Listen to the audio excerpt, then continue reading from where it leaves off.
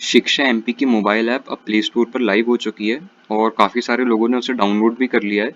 तो जैसा कि आप लोगों को मालूम है कि अब जो मेंटरिंग है वो सीएसीज अपने अपने क्लस्टर के स्कूल्स में शिक्षा एमपी मोबाइल ऐप के थ्रू ही करेंगे।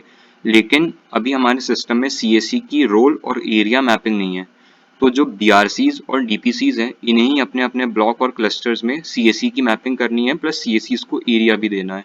तो इस वीडियो के थ्रू आप लोग ये देख सकते हैं कि जो डीपीसीज और बीआरसीज हैं वो किस तरीके से सीएससी को रोल और एरिया की मैपिंग दे सकते हैं। जब तक प्रॉपर रोल मैपिंग नहीं होगी सीएससीज को, तब तक मेंटरिंग के ऐप के थ्रू सीएससीज विजिट नहीं कर पाएंगे। इसलिए ये प्रोसेस बहुत इंपॉर्टेंट है। तो सबसे पहले आपको शिक्षा mp.in टाइप करना है गूगल पे। एजुकेशनल डिपार्टमेंट की लिंक ओपन होगी, उस पर क्लिक करना है। आप हमारे इस लॉगिन पेज पर आ जाएंगे। इस लॉगिन पेज पर आकर आपको यहाँ पर हमें एक अपना यूज़र आईडी, जो यूनिक आईडी है आपकी, वो और पासवर्ड डालना रहेगा। पासवर्ड और यूनिक आईडी एंटर करके आप लॉगिन पे क्लिक करेंगे तो आप हमारे लॉगिन स्क्रीन पर रीडायरेक्ट हो जाएंगे। यहाँ पर टॉप लेफ्ट पे आप देख सकते हैं कॉन्फ़िगरेशन का मेन्यू है, इस पर आप क्लिक करेंगे। इसके नीचे यूज़र मैनेजमेंट आएगा, यूज़र मैनेजमेंट पे आपको क्लिक करना है। यूज़र मैनेजमेंट की स्क्रीन ओपन होगी, यहाँ पर एक सर्च बार आएगा। इस सर्च बार में आपको उस एम्प्लॉय की यूनिक आईडी डालनी है जिसे आप सीएससी का रोल असाइन करना चाहते हैं। तो यहाँ पर मैं एक यूनिक आईडी एंटर कर रहा हूँ। यूनिक आईडी एंटर करने के बाद ये जो ब्लू बटन आप देख रहे हैं, इस बटन पर मुझे क्लिक करना है। और जैसे ही मैं इस बटन पर क्लिक करूंगा, सिस्टम मुझे जिस यूज़र की मैंने यूनिक आईडी डाली है उसका नाम और डेजिग्नेशन सर्च कर कर यहाँ पर स्क्रीन पे शो कर देगा।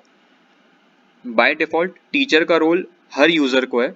तो जैसे इस वक्त आप देख सकते हैं इसको टीचर का रोल है और यहाँ पे एरिया में नो एरिया आ रहा है। तो मतलब इस यूज़र को बाय डिफ़ॉल्ट रोल टीचर का है और अब मुझे सीएससी का रोल देना है। तो इसे सीएससी का रोल देने के लिए यहाँ पर एक प्लस आइकन है, बटन दिख रही है प्लस की, इस पर मैं जैसे ही क्लिक करूँगा मैं एक नए पेज पर रीडायरेक्ट हो जाऊँगा।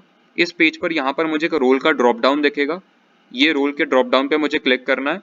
जैसे ही मैं इस पर क्लिक करूंगा मुझे सारे रोल्स दिख जाएंगे। तो यहाँ पर आप देख सकते हैं मुझे सीएससी दिख रहा है। सीएससी पे मैं क्लिक करूंगा तो यहाँ पे टाइप क्लस्टर मेरा प्रीफिल्ड आ जाएगा। आप देख सकते हैं कि यहाँ पे मुझे डिवीजन प्रीफिल्ड दिख रहा है और डिस्ट्रिक्ट में भोपाल आ रहा है। क्यों? क्योंकि मैं जिस रोल आईडी से लॉग्ड इन हूँ वो डीपीसी भोपाल की है। तो जो डीपीसी जिस डिस्ट्रिक्ट का है, सिर्फ उसी डिस्ट्रिक्ट के अंदर के ब्लॉक्स और क्लस्टर की रोल मैपिंग वो कर सकता है। तो अब मैंने जैसे डिस्ट्रिक्ट भोपाल सिलेक्ट करा, इसके अंदर के सारे ब्लॉक मुझे दिखेंगे। मैं ब्लॉक सिलेक्ट करूंगा, ब्लॉक के अंदर के सारे क्लस्टर दिखेंगे, क्लस्टर सिलेक्ट करूंगा और इस ऐड बटन पे क्लिक करूंगा। और नीचे जो टेबल है, जैसे ही मैंने ऐड किया आप देख सकते हैं यहाँ पे मुझे क्लस्टर का नाम प्रीफिल्ड आ गया। अब अगर मुझे इसे डिलीट करना है तो मैं ये डिलीट आइकन पे क्लिक करके इसे डिलीट कर सकता हूँ और फिर से सेम प्रोसेस के थ्रू इसे एरिया दे सकता हूँ। तो आप देख सकते हैं किस तरीके से मैंने एक रोल को एरिया दिया और किस यूज़र आईडी को मैंने रोल दिया और उसमें एरिया भी दिया। अब यहाँ पर नीचे सेव बटन है, इस सेव बटन पर मैं क्लिक करूँगा और जैसे ही मैं इसे सेव करूँगा तो मेरा सिस्टम उस पर्टिकुलर यूज़र को सीएससी का रोल दे देगा और एरिया भी दे देगा। अब हम चेक करते हैं कि जो एरिया हमने दिया है वो सेव हुआ कि नहीं सिस्टम पे। तो मैं फिर से सेम यूज़र को सर्च कर रहा हूँ और अब आप देख सकते हैं जिस यूज़र को पहले सिर्फ टीचर का रोल था, अब उसको सीएससी का रोल भी है। और यहाँ पे एरिया पे अगर आप क्लिक करेंगे तो यहाँ पर आप देख सकते हैं कि मुझे क्लस्टर का भी नाम दिखा रहा है कि ये सीएससी किस क्लस्टर का है। तो अब अगर मैंने इसे सीएससी का रोल दे दिया है तो फिर टीचर का रोल, इसके रोल की इसे ज़रूरत नहीं है। तो मैं टीचर का रोल आपको डिलीट करके भी दिखा देता हूँ। डिलीट का आइकन है, रिमूव लिखा हुआ है, इस डिलीट पे आप क्लिक करेंगे तो मेरा सिस्टम टीचर का रोल डिलीट कर देगा। अब अगर आपको बाय चांस इस सीएससी का क्लस्टर चेंज करना है तो आप यहाँ पर एडिट आइकन है, इस पे जा सकते हैं। इस पर जाकर आप ये रोल इसे डिलीट करेंगे और जो नया क्लस्टर आपको देना है उस नए क्लस्टर की मैपिंग आप सेम प्रोसीजर के थ्रू फिर से कर सकते हैं।